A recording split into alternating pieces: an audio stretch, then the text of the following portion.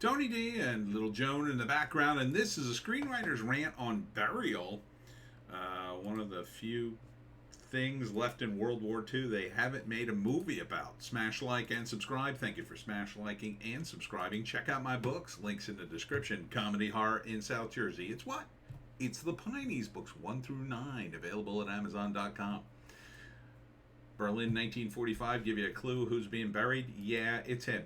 The bad guy from Germany. They are burying him, and they're taking his body out, and it's, I don't know how historically accurate it is. The last thing I remember reading about it is that they burned it.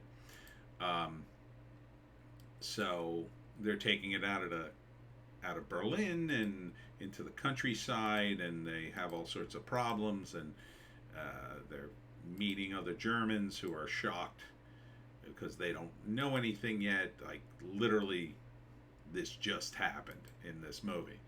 And it's about one woman's quest to keep the body safe. So it's her. She's like one of the main characters for some reason. I'm not quite sure why.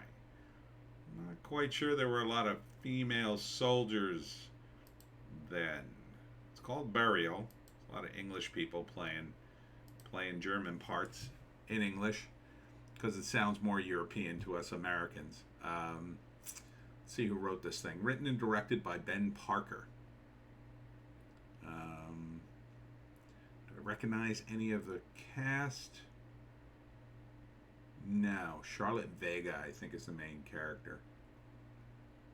With Harriet Walter and Tom Felton, who I think, isn't he Malfoy from the Harry Potter books? Like the bad kid from Harry Potter? Is that him? I think it is. I think that's him. Yeah, look at him doing other movies. Good on him. Yeah, Tom Felton. I think that's his name. So it's a thriller movie. Yeah, I mean, I could see. It's interesting because, I mean, it's not like a good and evil kind of thing, right? It's like a drama about them having to take whose body somewhere. And of course, everybody would be scrambling for it. People on both sides. People on the Allied side to confirm his death, and probably to parade it as a showpiece, and then people on the other side because it'll be like creepy souvenirs or something. So this sounds like a new twist on an old concept. I mean, this is where they are in terms of World War II things, that they had to go this deep. So first act, the war is probably like pop, and the war's ending, and they're assigned to do this. They gather the body, and they sneak out of Berlin, and off they go.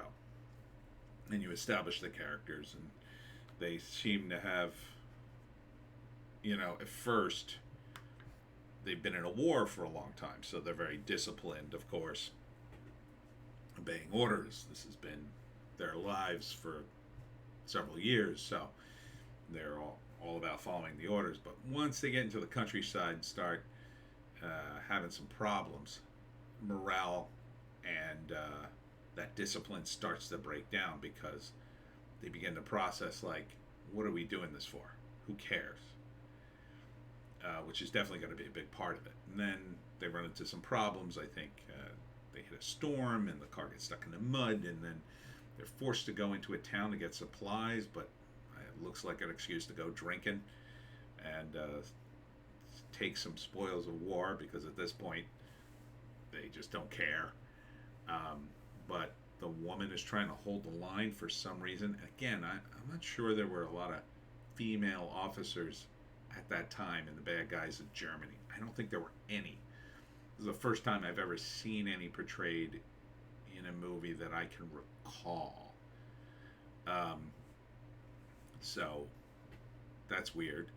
But the second act is mostly their struggle trying to move the body, and meeting people along the way and their reactions to this. So a lot of it's reaction, and then by the third act, things are starting to break down, and maybe they're starting to kill each other over it because they want to be, they want to just take off. I mean, yeah, you can imagine people on that side like, we got to get the hell out of here, ditch our uniforms, and go pretend like we've always lived in Switzerland or something.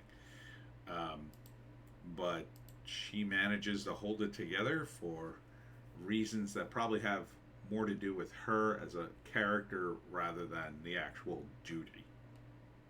So it's interesting. It's always interesting when you've got sort of a film noir situation where none of the characters are good, right? Because then it's like, you don't know what's going on here, right? Yeah, I don't get the sense any of these people are like spies for the Allies or anything. So interesting movie, interesting concept. It's called Burial. Don't think we have a date on this movie, or do we? No, no. Looks like it could be a very interesting drama. Would I watch it? Yeah, maybe. I probably wouldn't go to the movie theater for it, but if I saw it on one of the video on demands, I'd probably watch it. Maybe in the theaters if I was like really looking for something. I think this would be a bit challenging, although the history is pretty well known at this point. This is one aspect of it that's probably not,